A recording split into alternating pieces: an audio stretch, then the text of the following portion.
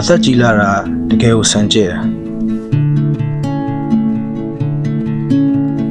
လောကကြီးကိုအရင်လုံးမမြင်တော့ဘူးဆိုတာတဖြည်းဖြည်းနဲ့သဘောပေါက်လာတာမျိုးပေါ့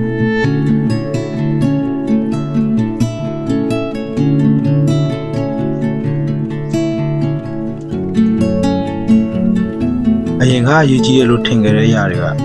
ခုချိန်မှာအလောက်ကြီးလည်းရေးပါမနေဘူး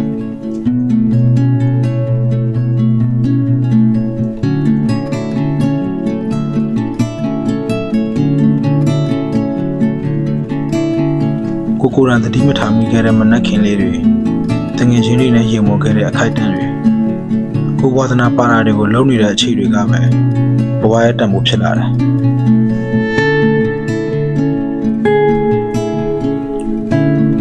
ကိုချစ်ခင်ရတဲ့သူတွေဟာကိုဘဝထဲမှာအမြင်ရှိနေမဲ့သူမဟုတ်ဘူးဆိုတာလည်းကိုလည်းနားလည်လာတယ်တချို့ကခဏလေးပဲလာပြီးသင်ခန်းစာတွေပြီးသွားကြတယ်တချို့ကတော့ဘဝမှာရှိနေတာကိုတော့ကံကောင်းမှုလို့ခံစားရစေတယ်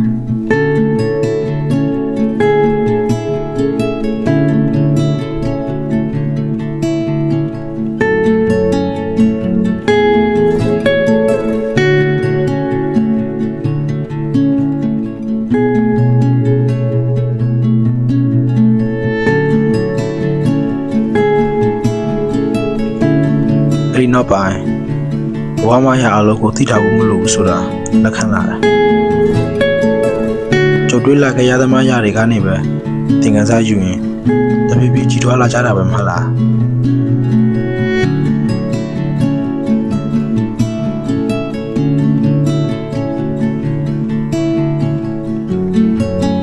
အမားတွေလုပ်ခဲ့တယ်ဆေးပြတ်ခဲ့တယ်အများကြီးတွေစဉ်းစားပြီးအိမ်ဝခရညတွေလည်းရှိခဲ့တယ်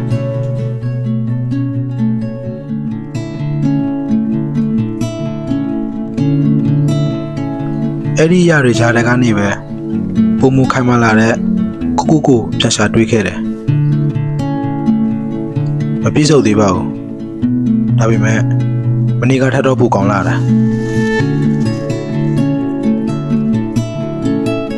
အသက်ကြီးလာရတယ်မြ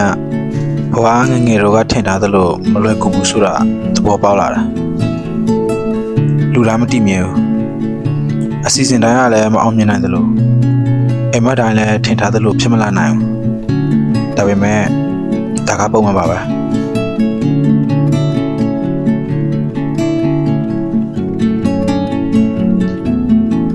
လူတွေက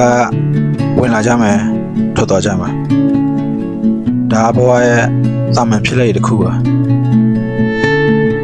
လူတိုင်းရဲ့လက်ခံမှုကိုလိုက်ရှာနေတာရပ်ပြီးကိုယ်စိတ်ချမ်းသာမှုကိုပဲပိုရွေးချယ်ဖြစ်လာတာ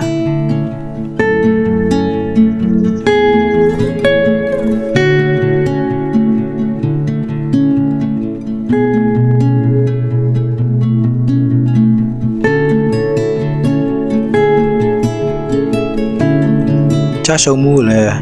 အဆက်တရားလုံးမမြင်တော့ကိုယ်တိုင်ကြိုးစားခဲ့တဲ့အရာတွေကသာတတ်သိပဲလေ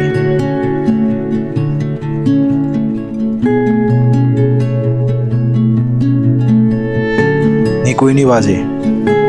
အစင်တတိလေးတွေကတော့ရေးပါတာ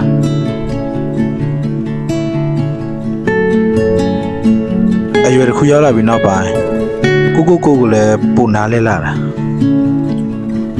ဘယ်ຢာတွေကကိုယ်နာကျင်စေတယ်ဆိုတာသိလာတယ်ဘယ်ຢာတွေကကိုယ်ပြန်ကောင်းစေတယ်ဆိုတာကိုလည်းသိလာတယ်နောက်ဆုံးမှသဘောပေါက်လာတာကအသက်ကြီးလာတာကိုကြောက်နေစမလို့တော့ဆိုတာပါဒါတွေက